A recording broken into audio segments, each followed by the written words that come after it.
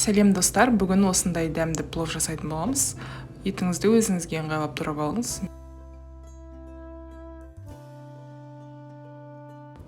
Алдын ала сәбізімізді және пиязымызды турап дайындап аламыз. Сосын қызып тұрған қазанымызға май құйып, қыздырып, етімізді салып, қызарғанша қуырамыз.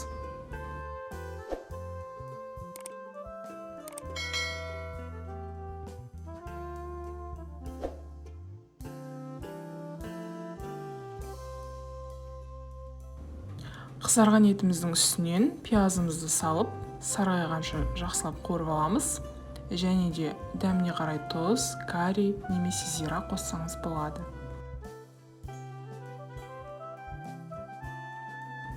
Пиязымыз жақсылап сарғайып қуырылды.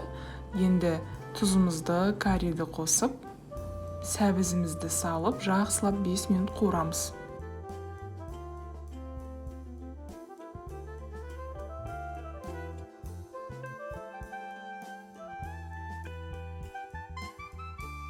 Сәбізіміз қуырылды, енді су құямыз. Етіміз және сәбізіміз батып тұру керек. Және де бір сарымсақты жуып, сыртын тазалап, салып қоямыз. Жақсылап қайнатамыз. Қайнап шыққан жарты сағаттан кейін осылай сарымсақты бөлек алып қойыңыз.